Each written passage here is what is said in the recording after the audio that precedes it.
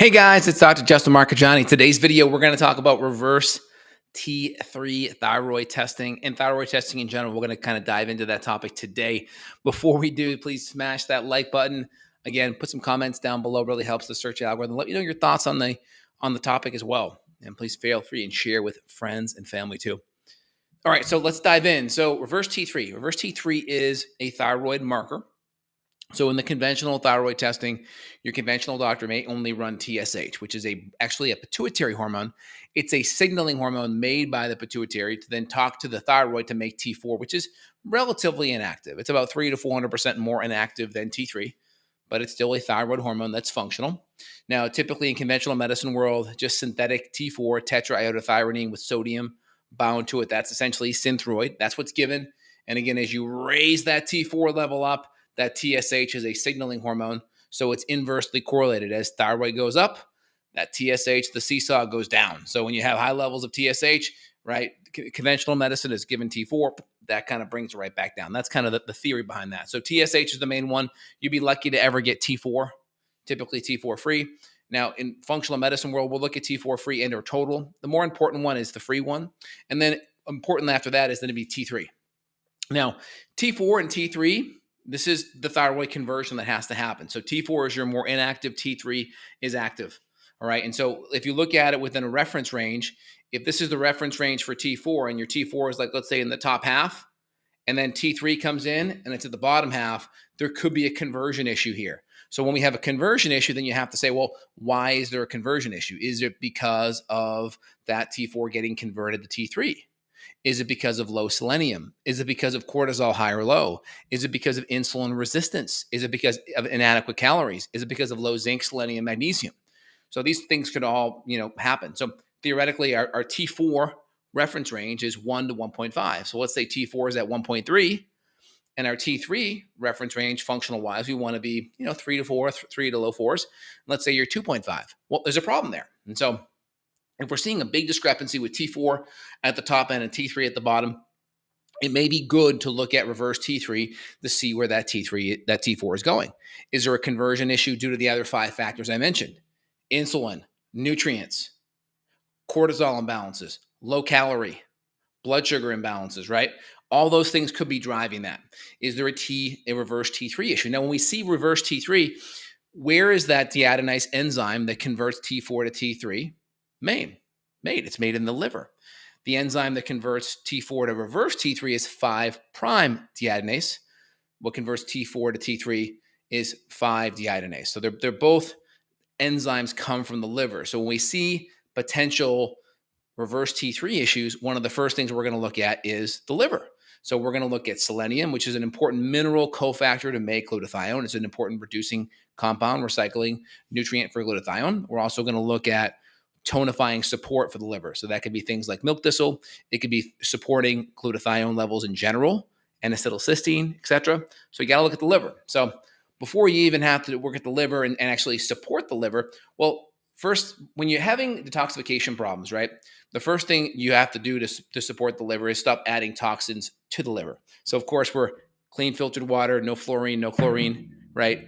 Organic food, blood sugar stability, good healthy proteins and fats.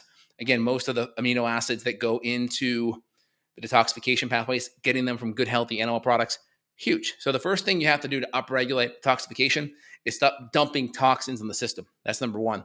And then we can also look at adding in the big cofactors, the selenium, the magnesium, the zinc. We can look at adding in nutrients that help with thyroid conversion like glucolipids or coleus forescale, all very good support for the thyroid conversion as well. Now, I typically don't run a lot of reverse T3 unless I see a big discrepancy with T4 to T3. Then it may be good to look at it. Part of the reason why I don't is half the thyroid test cost is actually reverse T3. So it's a very expensive marker, relatively speaking. So a lot of times I won't run it unless I see a very consistent pattern present. Then it makes sense. Either way, I always assume every factor to be active when it comes to thyroid conversion.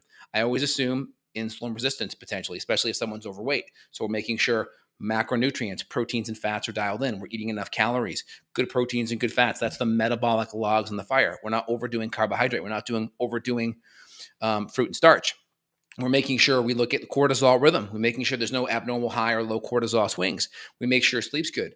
We make sure we avoid all the pesticides and all the organochlorines that are going to actually increase reverse T3. Pesticides, organochlorine pesticides, the major pesticides used will actually increase reverse T3. We're supporting the liver, like I mentioned, via selenium. We could also add in some milk thistle or some N-acetylcysteine / glutathione. That can easily be done. And we're looking at all the big cofactors: selenium, magnesium, zinc. We may even use different upstream adaptogenic herbs like ashwagandha to help with that TSH brain signaling too. And of course, we always think that an autoimmune condition could be present. So we're always looking at TPO antibodies as well as thyroglobulin antibodies or anti-thyroglobulin. So we have our TSH. Our functional reference range from that is around 0.5 to 2.5. We have T4 free, 1 to 1.5 is our reference range. T4 total, 6 to 10 is our reference range. T3 total, 100 to 150 or so. T3 free, 3 to low 4s. And then our antibodies, under 15 on TPO is fine, under, depending on the reference range, under 1 on the thyroglobulin antibodies.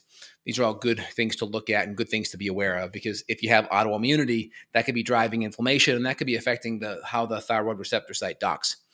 And so if you have a lot of inflammation there, that can negatively impact it. Also, if you have a lot of T3, but you have T3 pooling because you have very, very low cortisol, that can be a problem, right? We know, like, for instance, in Addison's disease, which is a extreme low level of cortisol, we know giving Synthroid is actually contraindicated. Why? Because when you increase your metabolism, which is what thyroid hormone is, it's a major hormone that controls metabolism.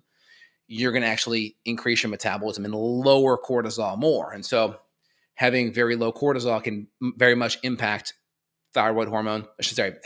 Giving more thyroid hormone when there's very low cortisol can impact your cortisol, drive it down lower. And we need cortisol to help get that thyroid hormone into the cells as well. So very important that when you have chronic thyroid stress, that you also look at the adrenals. And if we have a very low cortisol pattern, we really work on supporting good, healthy cortisol levels throughout the day, not just a one sample. We're looking at it many times: morning, afternoon, nighttime, before bed, so we can see what that rhythm is. Because sometimes you could have a snapshot in the morning, it looks okay, but it goes really low or really high throughout the day. So it's good to have that good snapshot throughout the day. So I hope that makes sense there out of the gates. Quick question came in here. Let's pull it up on the screen. Ashley wrote in, thank you for the video. Can T3 thyroid hormone give us a clue to estrogen? Or can a T3 thyroid test give us a clue to estrogen dominance? So there's a test called thyroid binding globulin. So there's thyroglobulin, which is like a thyroid protein. They'll look at that, I think, more in thyroid cancer. And there's thyroid binding globulin. And so when you have high levels of estrogen, or if a woman's on a birth control pill, you could see high thyroid binding globulin. That's a protein that binds to your thyroid hormone. And so it'll lower the amount of free hormone you have. So I don't run it a lot of times because you'll just see you'll see a lower level of free hormone if you have more binding globulin. So let's say I know a female has high levels of estrogen because I'm running a Dutch test and we're seeing their estradiols high, or the 2-methoxy pathways for estrogen clearance is very low, or they're on a birth control pill. I assume that there could be some thyroid binding globulin impact, and we'll just see that with lower free fraction of thyroid hormone. But if you want to be extra specific, you can go run these different markers. When you start running tests like reverse T3 or thyroid binding globulin, they can be a little bit more expensive. They can be half the test cost. And so we're trying to be a little more conservative with price.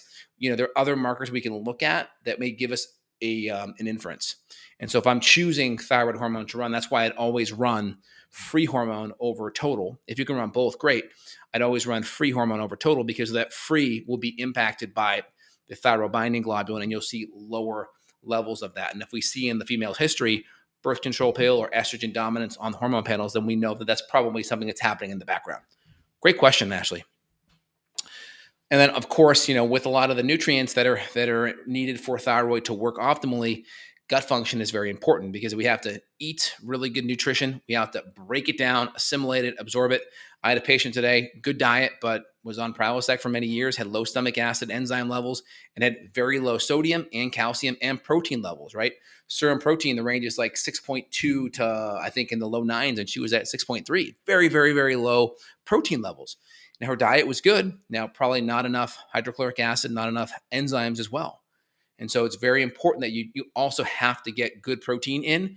We know T4, right? The T stands for, Well, tyrosine is the major amino acid building block for thyroid hormone, along with iodine, right? The number is the iodine molecule. So T4 is essentially that thyroglobulin protein made from tyrosine, and the 4 molecules of iodine. And as it goes converted from T4 to T3, you're deiodinating, you're pulling off an iodine as you convert that. So we need protein and those important nutrients. Now, iodine is also important. We at least want the RDA a couple hundred micrograms, 150 to be short, to be safe. But got to be careful throwing mega doses of iodine, because that has shown in many peer-reviewed literature articles to stimulate Hashimoto's. You can type in iodine supplementation or seafood consumption and Hashimoto's thyroiditis. There's a lot of data on that. So you got to be careful with how much you actually do on the iodines. And I always say, if you have autoimmunity, work on all the food things, work on all the nutrient things, work on the selenium.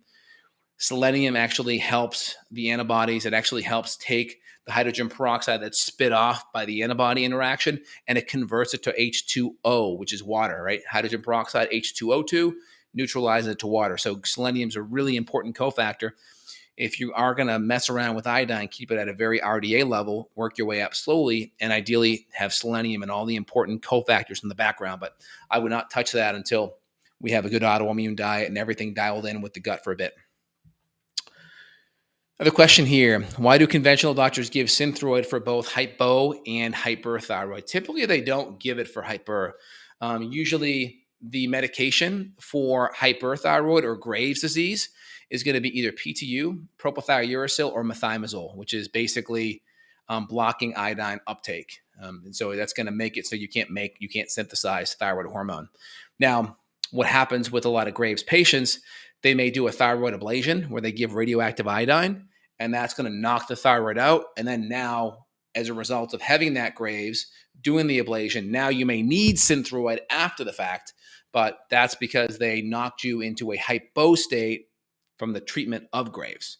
Now, I've seen many patients with Graves that have been able to calm it down, because that Graves autoimmunity is stimulating TSI and thyroid receptor site antibodies, TRAB and TSI. And that's an autoimmune interaction, and gluten plays a big role. And there's other nutrients that we can do to calm down that autoimmune stimulation. We can do things like lithium, and we can do things like carnitine. Even selenium's helpful, even cutting out gluten, all that's helpful. But you want to work with a good practitioner, because if you're not going to do it, or you're not going to monitor it, you can definitely have a thyroid storm, and you potentially have a stroke issue. So if you do it, you want to be with a doctor monitoring your lab levels and doing the right thing so you don't put stress on your heart. Great question. But in general, Synthroid is primarily going to be recommended for hypo. So if you went Graves, it would be going hypo after the treatment. Yeah, okay, yes, Graves' disease and knocked out. Yep, that's correct. So you got it. Hope that makes sense, Debbie. So guys, if you enjoyed today's video, let me know any other questions here. Feel free and chime in before I sign off here for the night. Hope you enjoyed it. So when we look at a patient, reverse T3 does matter, but it may not be necessary depending on the lab presentation. So if I see a lot of conversion issues, if I see a big discrepancy in T4 to T3, it may be helpful. If I see that low level of T3 free and a moderate to high level of T4, that may tell me reverse T3 should be looked at during the next test. And that also may tell me there could be some liver stress going on in regards to that enzyme, that 5' deiodinase enzyme. That's a good liver enzyme. So we may need to make sure we add in a lot of the nutrients, the selenium, the nutrients, the magnesium. We may need to add a little bit of glutathione liver support. We may have to make sure all those diet and lifestyle changes are dialed in. If we have organochlorines or even mold toxins, that can definitely impact reverse T3. So you got to look at the big picture. There's so many inputs that can throw these things off. So I always say, why are we running this test? What's going to be the change we're going to make? And a lot of times I'm already making the change. Let's say reverse T3 is high, right? I'm already making all the changes that a high level of reverse T3 would cause me to make anyway. I'm already doing all the food things. I'm doing all the supplement things, all the nutrient things, all of the food out. So I'm already assuming the worst case scenario. That way I don't ever get caught my pants down, so to speak. I'm always trying to make sure that everything is kind of dialed in so you don't ever make an assumption and think you're okay and you're not. So great question here tonight, guys. If you enjoyed it, feel free, click down below. You'll be able to reach out to myself, my staff, my colleagues. We're here to help worldwide functional medicine support. If you have health challenges or thyroid issues and you want to dive in deeper and you want to have a little more support, I'm here to help. Hope you guys enjoyed today's content. Another question came in here last minute by the bell. Let's check it out.